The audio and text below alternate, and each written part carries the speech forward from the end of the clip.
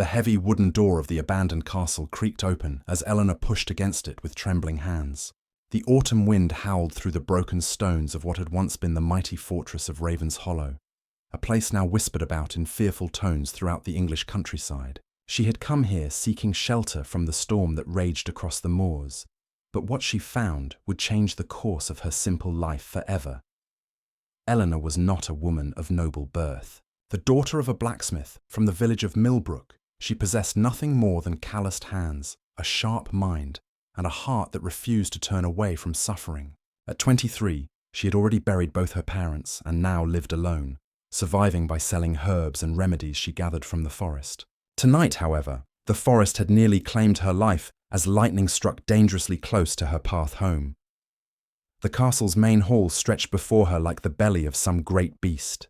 Moonlight filtered through holes in the roof, casting eerie shadows on the stone floor littered with debris. Eleanor pulled her woolen cloak tighter around her shoulders and stepped carefully over fallen beams and scattered stones. The air was thick with the smell of decay and dampness, but underneath it all, she detected something else, something that made her blood run cold, the unmistakable stench of human suffering. Following her nose like a hound tracking prey, Eleanor descended a narrow spiral staircase that led deep into the bowels of the castle. Each step echoed through the darkness, and she could feel the temperature dropping with every downward stride. The walls grew slick with moisture, and strange fungi clung to the ancient stones like pale fingers reaching out from the darkness. At the bottom of the stairs, she found herself in what could only be described as a dungeon. Iron bars divided the space into cells, most of which stood empty with their doors hanging open like broken jaws. But in the farthest corner, barely visible in the dim light that filtered down from above, she saw movement. Eleanor approached slowly, her heart hammering against her ribs. What she discovered there would haunt her dreams for years to come, but also ignite a flame of determination that would burn brighter than any forge her father had ever tended. Chained to the wall of the cell was a man, though calling him a man seemed generous given his current state. His body was so emaciated that his ribs showed clearly through his torn shirt. His dark hair hung in matted tangles around a face that bore the evidence of countless beatings. Fresh wounds and old scars crisscrossed his exposed skin like some grotesque map of suffering. But it was his eyes that captured Eleanor's attention. Even in his weakened state, even through the pain and exhaustion, his eyes held something that took her breath away. They were the eyes of someone who had not been broken, despite everything that had been done to him. They were the eyes of a leader, of someone born to command respect and loyalty. "Please," the man whispered, his voice barely more than a rasp. "Water!" Eleanor did not hesitate. She pulled a small water skin from her bag and knelt beside the bars of the cell. The lock was old and rusted, but still solid. She would need to find another way to reach him. "The guard," the man continued, struggling to form each word. "He left keys on the table near the stairs." Eleanor glanced back and saw what she had missed in her initial descent. A rough wooden table sat against the wall, and upon it lay a ring of iron keys alongside what appeared to be the remains of a meal that had been abandoned days ago. She retrieved the keys and returned to the cell, trying each one until she heard the satisfying click of the lock opening. The heavy door swung inward with a groan of protest, and Eleanor rushed to the prisoner's side. She held the water skin to his cracked lips, allowing him to drink slowly as she supported his head with her free hand. "Who did this to you?" she asked softly, though she was not sure he was strong enough to answer. The man's eyes focused on her face with obvious effort. "Lord Blackwood," he whispered. "He believes I'm dead. Must keep it that way for now." Eleanor nodded, though she did not understand. What mattered now was getting this man to safety and nursing him back to health. "Everything else could wait. Can you walk?" she asked. He shook his head weakly. "Not far. Too weak." Eleanor studied the chains that bound his wrists and ankles. They were heavy and well made, but the keys she had found opened these locks as well. As the iron shackles fell away, she could see the deep wounds they had carved into his flesh over what must have been weeks or months of imprisonment. "We must go," she said firmly. "The storm will cover our escape, but we cannot delay." With considerable effort, she helped the mysterious prisoner to his feet. He was taller than she had expected, though his weakened state made him lean heavily on her small frame. Together, they began the slow journey up the spiral staircase. Eleanor's cottage sat tucked away in a grove of ancient oak trees, far enough from Millbrook village to ensure privacy, but close enough that she could reach the market when needed. It was a humble dwelling with stone walls, a thatched roof, and windows that her father had fitted with real glass before his death. Tonight, those windows rattled against the storm as Eleanor half-carried, half-dragged her mysterious charge through the front door. The journey from Ravenshollow Castle had taken nearly 2 hours. The prisoner, who had given his name only as William, had collapsed twice along the way. Each time, Eleanor had feared she would lose him to the darkness that seemed to pull at his consciousness like a tide. But each time, those remarkable eyes had opened again, and he had found the strength to continue. Now, in the warmth and safety of her cottage, Eleanor could properly assess the extent of his injuries. She helped him to a chair near the hearth and quickly built up the fire until flames danced cheerfully in the grate. The light revealed details that the dungeon's shadows had mercifully hidden. William's body was a canvas of cruelty. Burns from hot irons created patterns across his chest and arms. Deep cuts, some fresh and others poorly healed, ran along his ribs and back. His hands, which Eleanor suspected had once been soft and well cared for, were now raw and bleeding from the shackles. But perhaps most disturbing were the signs of systematic starvation. This man had been slowly tortured to death and only chance had saved his life. "I need to clean these wounds," Eleanor said softly, gathering her supplies. "It will hurt, but infection will kill you faster than Lord Blackwood ever could." William nodded, gripping the arms of the chair with white knuckles. Eleanor had tended many injuries in her time, from village children who had fallen from trees to farmers who had been kicked by their horses. But never had she seen anyone endure pain with such stoic dignity as William did that night. She worked by candlelight, cleaning each wound with water boiled with herbs her mother had taught her to use. William never cried out, never asked her to stop, though she could see the muscles in his jaw working as he fought against the agony. When she applied a salve made from willow bark and honey to prevent infection, his breathing became laboured, but still he remained silent. "You are no common man," Eleanor observed, as she wrapped clean linen around a particularly deep gash on his forearm. "Your hands, despite their current state, show no signs of hard labour. Your speech, though weakened, carries the accent of education, and the way you bear pain suggests training that most men never receive."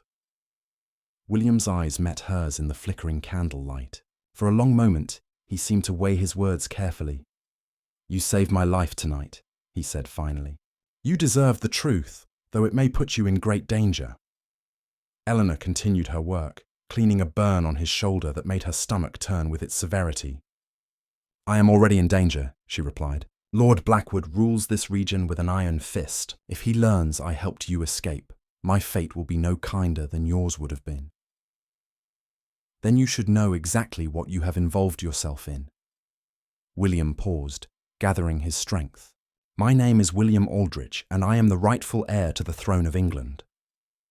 Eleanor's hands stilled on the bandage she was wrapping. She looked up to meet his gaze, searching for signs of madness or delirium, but his eyes were clear and steady, despite his weakened state. "The usurper who sits on my father's throne is not content merely to rule," William continued. "He seeks to eliminate any who might challenge his claim. 3 months ago, his men attacked our stronghold while I travelled with only a small guard. They killed my companions and brought me to Blackwood, who was promised rich rewards for my slow death." Eleanor resumed her work, though her mind raced with the implications. Why would Lord Blackwood risk keeping you alive? Surely a quick execution would serve their purposes better. Because they needed information. The location of loyal nobles who still support my claim. The hiding places of gold and weapons we had stockpiled for our rebellion. They thought torture would loosen my tongue. William's voice hardened with resolve. They were mistaken. As dawn approached, Eleanor finished tending to William's visible wounds. She prepared a broth from dried vegetables and herbs, feeding it to him spoonful by spoonful like a mother caring for a sick child. The warm liquid brought colour back to his pale cheeks, and she could see strength slowly returning to his frame. "You must rest now," she said, helping him to the small bed in the corner of the cottage. "Sleep will heal you faster than any remedy I possess." But as she turned to bank the fire for the morning, William caught her wrist with surprising strength. "Eleanor," he said, and the sound of her name on his lips sent an unexpected shiver through her. When word spreads that I have escaped, they will come looking. Blackwood's men will search every cottage, every barn, every cave in these hills. You could still turn me in, claim you found me dead, and earn their gratitude instead of their wrath.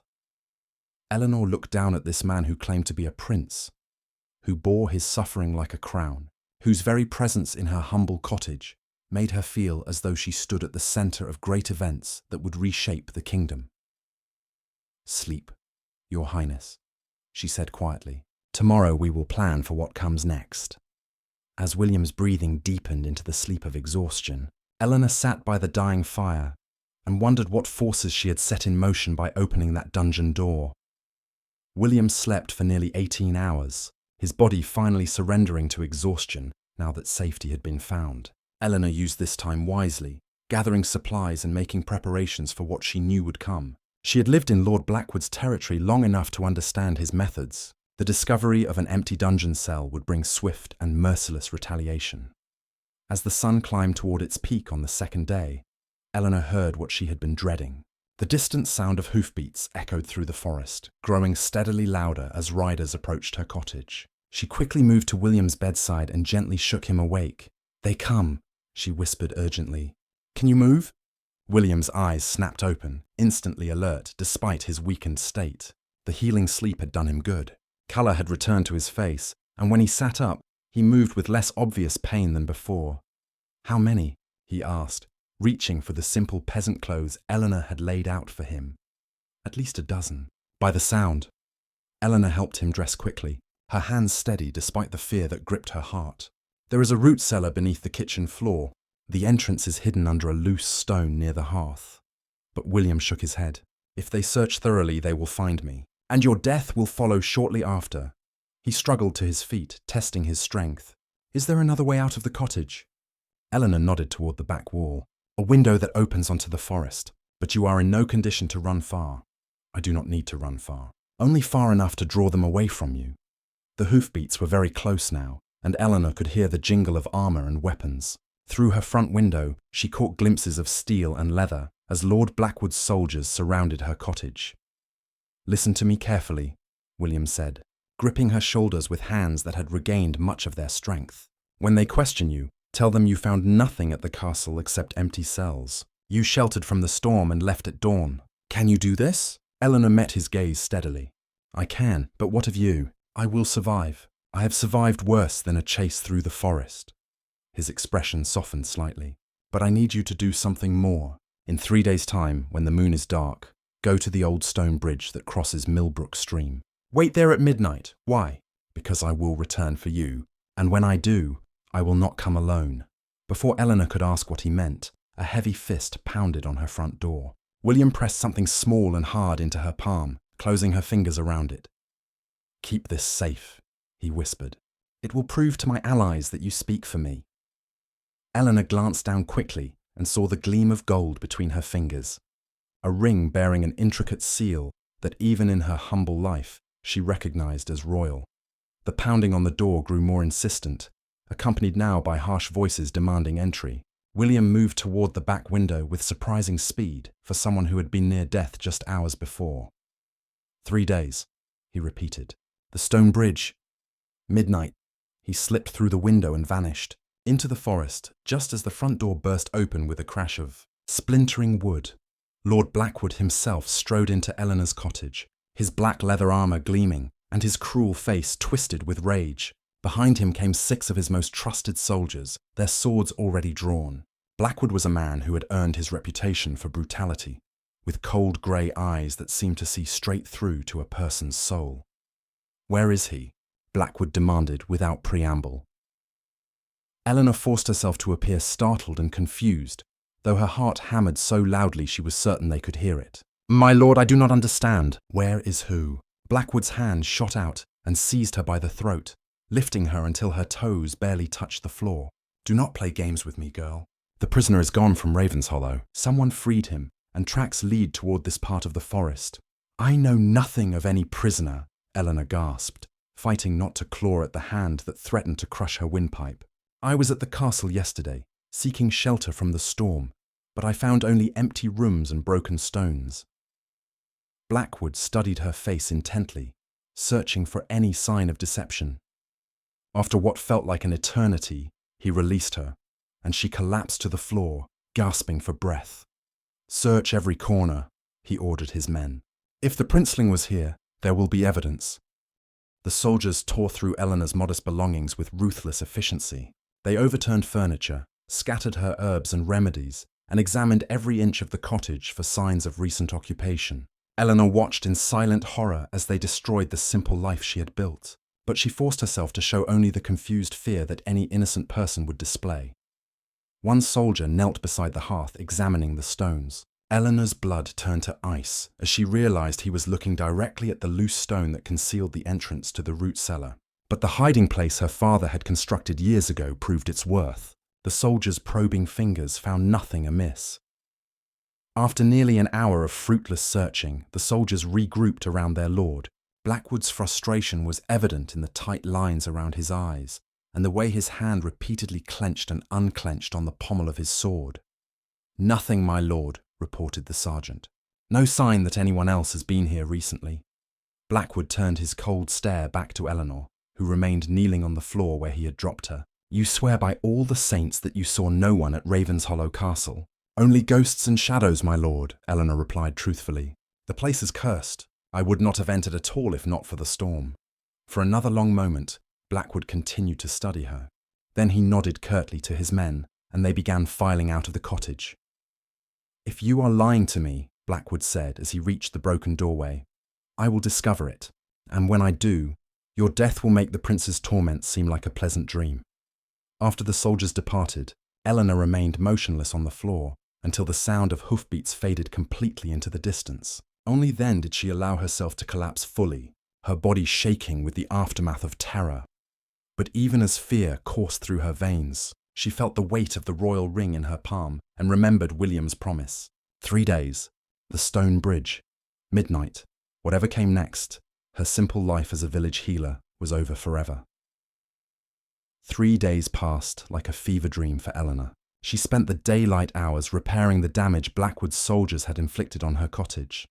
But her nights were filled with restless sleep, haunted by grey eyes and cruel laughter. The royal ring remained hidden beneath a loose floorboard, wrapped in cloth like some sacred relic. Word travelled quickly through the villages surrounding Millbrook. The prince had escaped. Lord Blackwood's patrols scoured the countryside, questioning anyone who might have aided the fugitive. 2 farmers were hanged on suspicion alone, their bodies left swinging from roadside trees as warnings to others who might consider defying the usurper's will. Eleanor continued her daily routine, gathering herbs and tending to minor ailments among the villagers, but she could feel suspicious eyes following her movements. Blackwood had not forgotten her cottage or her claims of innocence. Twice she spotted his soldiers watching from the tree line, though they made no move to approach her again. On the night of the dark moon, Eleanor made her way through the forest toward the ancient stone bridge that spanned Millbrook Stream. The structure was older than memory, built by Romans in a time when the world was young. Local legends claimed it was a place where the veil between worlds grew thin, where spirits walked and fate could be changed by those brave enough to meet it. She arrived early, settling herself on the moss-covered stones to wait. The night was unusually quiet, with no wind stirring the branches overhead, and no sound from the nocturnal creatures that usually filled the darkness with their calls. Even the stream seemed to whisper more softly as it flowed beneath the ancient arches. As the church bell in distant Millbrook tolled midnight, Eleanor heard them coming. The sound began as a low rumble, like distant thunder or an earthquake rolling through the earth. But gradually it resolved into something far more magnificent and terrifying. Hoofbeats, hundreds of them, moving in perfect unison across the countryside, with a rhythm that spoke of discipline and purpose. Eleanor rose to her feet, her heart racing as the sound grew louder. Through the darkness, she began to see lights moving between the trees, not the flickering torches that common soldiers would carry, but steady, bright flames that seemed to burn with unnatural intensity. The first rider emerged from the forest like a figure from legend, mounted on a massive warhorse whose breath steamed in the cool night air. He wore armor that caught and reflected the moonlight like liquid silver. Behind him came another and another, until Eleanor found herself facing a sight that took her breath away. An army had come to Millbrook. These were not the crude soldiers who served Lord Blackwood. Men motivated by fear and greed. These warriors rode with the bearing of knights who had been born to their calling. Their armor was polished to perfection. Their weapons gleamed with deadly purpose, and their horses moved with the grace of creatures bred for war. At their head rode a figure Eleanor almost did not recognize. William had been transformed. Gone was the broken prisoner she had nursed back to health. In his place sat a man who commanded respect with every line of his body. He wore armor of black steel inlaid with gold, and a cloak of deep blue that marked him as nobility of the highest rank. The sword at his side was no common blade, but a weapon worthy of kings, its jeweled hilt catching the light as he moved. But it was his face that truly showed the change. The gaunt features had filled out, the hollow eyes now blazed with purpose and determination. This was not merely a man who had survived captivity. This was a prince who had returned to claim his birthright. William dismounted and approached Eleanor, his spurs ringing against the stone of the bridge. Behind him, his army waited in perfect silence, their presence filling the night with an almost tangible sense of power.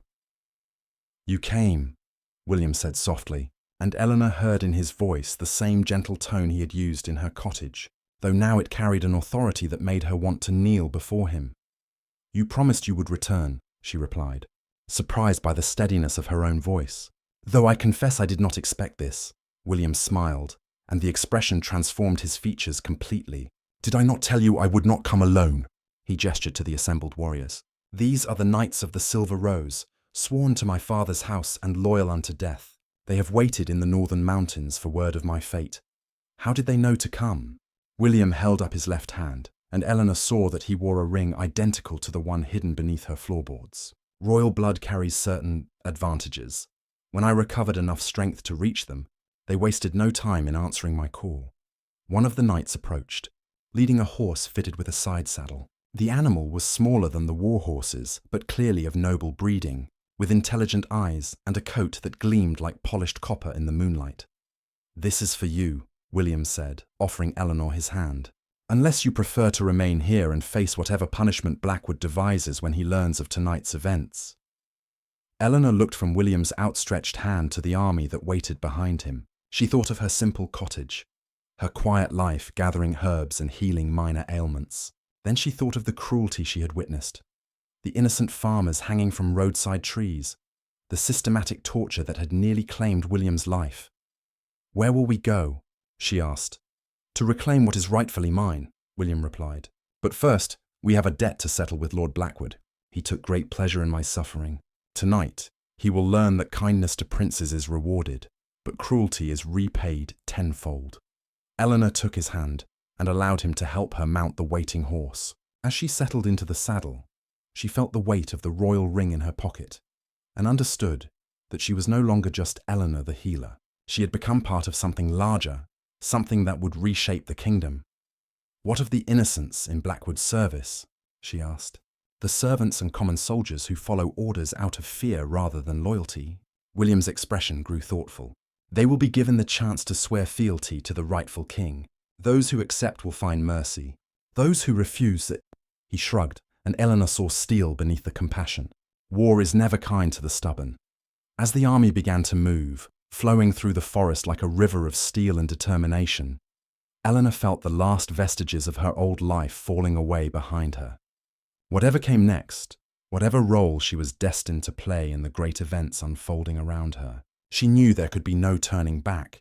The hunt had become the hunter, and Lord Blackwood's reckoning was at hand. The army moved through the night like a force of nature, silent despite their numbers. Eleanor rode beside William at the head of the column, marveling at the discipline of the Knights of the Silver Rose. Not a single piece of armor clinked, not a single horse whinnied or stamped. They flowed through the forest paths with the deadly grace of wolves hunting in a pack. As dawn approached, they crested a hill that overlooked Ravenshollow Castle. The fortress that had seemed so abandoned and desolate just days before now buzzed with activity. Torches burned along the walls, and Eleanor could see soldiers moving frantically to prepare defences. Word of the prince's army had somehow reached Lord Blackwood ahead of their arrival. William raised his hand, and the entire army came to a halt with mechanical precision. He studied the castle below, his experienced eye assessing the defensive preparations with the skill of a born military commander. "He knows we are coming," observed Sir Marcus, the grizzled knight who served as William's second in command. His weathered face bore the scars of countless battles, and his grey hair spoke of decades spent in service to the crown. "The coward has barricaded himself inside like a rat in a hole." Eleanor watched as more soldiers appeared on the castle walls. Even from this distance, she could see the frantic nature of their movements. These were not men prepared for siege warfare. They were Blackwood's personal guards and local conscripts, farmers and villagers forced into service through fear rather than loyalty. "How many men does he have?" William asked. "Perhaps 200, Your Highness," replied Sir Marcus, "but most are poorly trained and equipped. Against your knights they would break like wheat before the scythe in open battle. But behind those walls they become a different matter entirely," William mused. He turned to Eleanor, his expression thoughtful. "You know this castle better than any of us. You have walked its halls recently. What can you tell us of its defences?" Eleanor considered carefully. "The main gate is strong, but the mechanism looked old and poorly maintained. The walls are thick, but I notice cracks in the mortar where weather has worn them down over the years. Most importantly, the dungeon where you were held connects to a series of tunnels that run beneath the castle." William's eyes lit up with interest. "Tunnels? You are certain?" "I noticed several passages leading away from the main dungeon chamber. They appeared to be old, perhaps built as escape routes for the original lords of the castle. Blackwood may not even know they exist." Sir Marcus leaned forward in his saddle. "If we could get a small force inside through these tunnels, they could open the gates for the main army." "The risk would be enormous," William said slowly. "If the tunnels have collapsed or been blocked, the men would be trapped. And if Blackwood has discovered them, it would be walking into a trap." Eleanor felt a sudden surge of determination. "I could guide them. I know the way to the dungeon, and I'm small enough to move quietly through passages that might be too narrow for armoured knights." "Absolutely not," William said firmly. "I will not risk your life in such a venture. You have done enough already."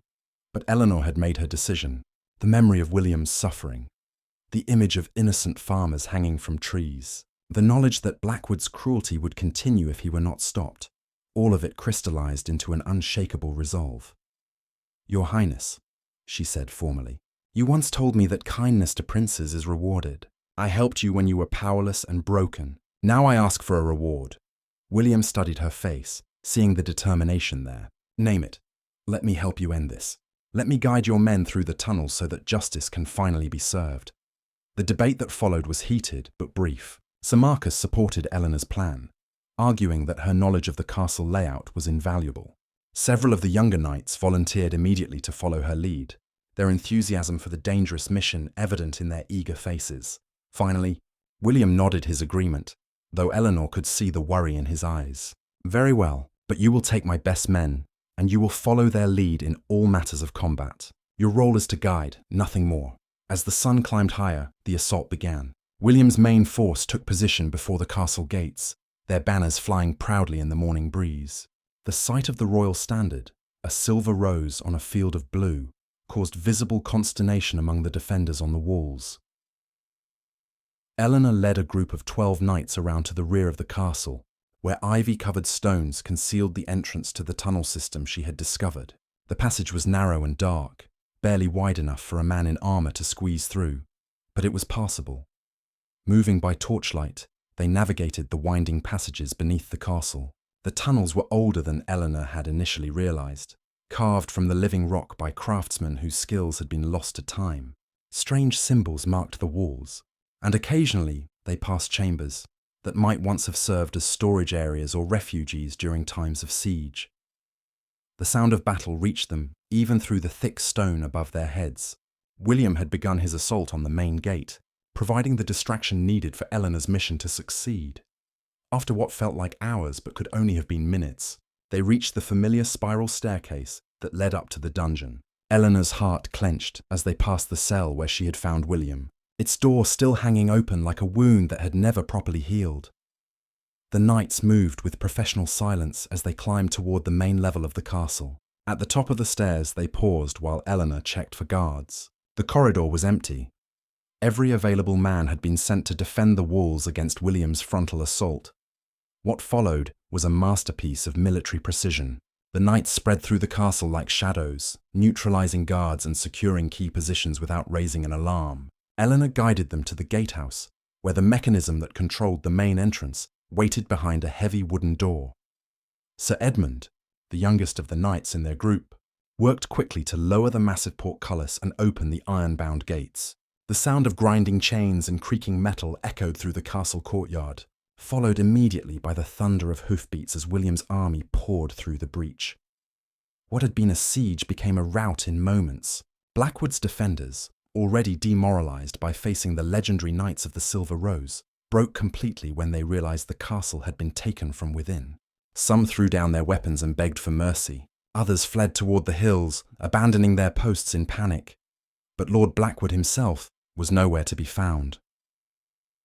As Eleanor emerged into the courtyard, she saw William dismounting near the castle's main hall. His armor was splattered with blood, though none of it appeared to be his own. The battle had been swift and decisive, exactly as Sir Marcus had predicted. "Where is he?" William demanded of a captured sergeant. "Where is your master hiding?" The man's face was pale with terror, but he managed to stammer out an answer. "The tower, your highness. The highest chamber." He barricaded himself inside when he saw the gates opening. William's smile was cold as winter steel. "Then it is time we concluded our business properly." The highest tower of Ravenshollow Castle had served as Lord Blackwood's private chambers, a testament to his vanity and cruelty. Tapestries depicting his various victories adorned the walls, each one showing scenes of subjugation and brutality inflicted upon those who had dared to oppose him. The room reeked of fear and desperation, emotions that had soaked into the very stones over years of tyrannical rule. Lord Blackwood stood with his back to the narrow window, a jeweled dagger clutched in his trembling hands. The man who had seemed so imposing and terrifying in Eleanor's cottage now appeared small and pathetic, his cruel grey eyes darting frantically between William and the knights who flanked him. "You cannot do this," Blackwood snarled, though his voice cracked with barely contained panic. "I serve the rightful king. I am protected by royal decree." William stepped forward, his hand resting casually on the pommel of his sword. The transformation from the broken prisoner Eleanor had rescued to this commanding figure was complete. He radiated the quiet confidence of a man who had faced death and emerged victorious. "The man you serve is a usurper who murdered my father and stole the throne through treachery," William said calmly. "Any protection he offered you died with his legitimacy. You stand accused of treason, torture, and the murder of innocent subjects. How do you answer these charges?" Blackwood's laugh was high and hysterical. "Innocent? The farmers I hanged were harboring fugitives. The prisoners I questioned were enemies of the realm. Everything I did was in service to order and stability." Eleanor stepped forward, unable to remain silent. Order built on fear is not order at all. It is merely cruelty, dressed in the clothes of authority. Blackwood's eyes fixed on her with renewed hatred. "You, the peasant girl who destroyed everything. If you had minded your own business, none of this would have happened." "You are right," Eleanor replied steadily. "If I had minded my own business, you would have murdered the rightful king of England in your dungeon. The realm would have remained under the boot of a usurper, and innocent people would have continued to suffer under your particular brand of justice." William raised his hand, drawing attention back to himself. "Lord Blackwood, you have shown no mercy to those under your power. You tortured prisoners for information you knew they did not possess, simply because you enjoyed their suffering. You hanged farmers on suspicion alone, leaving their families to starve. You ruled through fear and brutality, caring nothing for the well-being of those sworn to your protection." "I was following orders," Blackwood protested, his voice rising to a whine. "I was loyal to my king." "Loyalty does not excuse cruelty," William replied. "And the man you served was never truly king. But even if he had been, there are laws that govern how subjects must be treated. Limits to what can be done in the name of authority." Sir Marcus stepped forward, his weathered face grim. "Your Highness, the castle is secured. The remaining defenders have surrendered and await your judgment. What are your orders regarding this man?" William studied Blackwood for a long moment, his expression thoughtful. Eleanor could see him weighing justice against mercy, considering the precedent his decision would set for his future reign. "Lord Blackwood," William said finally, "you will be given the same chance at justice that you denied to so many others. You will be taken to London, where you will stand trial before a proper court. If you are found guilty, you will face execution. If evidence emerges in your favor, you will be permitted to live out your days in exile. Blackwood's face went white. You cannot be serious. After what I did to you, you would grant me a trial? I am not you, William replied simply. I will not become the monster you were, even if it would be easier. England needs healing, not more bloodshed born of vengeance. Eleanor felt a surge of admiration for the man she had rescued from certain death. The crown he would claim had not corrupted him, as it had so many others. Instead, it seemed to have revealed the nobility that had always been part of his character. As the knights escorted Blackwood from the tower, William turned to Eleanor. You should know that your actions tonight will not go unrewarded. The tunnel assault could not have succeeded without your guidance. Eleanor shook her head. I seek no reward, Your Highness. Justice served is payment enough. Nevertheless, you shall have one. When I am crowned, you will be named Royal Healer, with lands and a title befitting your service to the realm. No longer will you gather herbs in the forest like a common peasant. You will have the resources to establish a proper house of healing, where your skills can benefit many rather than few. The offer was generous beyond anything Eleanor could have imagined, but she found herself hesitating. Your Highness, I am honored by your trust, but I am not certain I am suited for court life. I am a simple woman who prefers quiet work to grand ceremonies.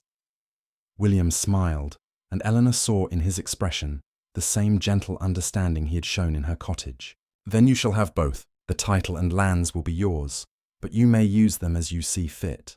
Build your house of healing in the countryside if that is your preference. The crown asks only that you continue to use your gifts in service of those who need them.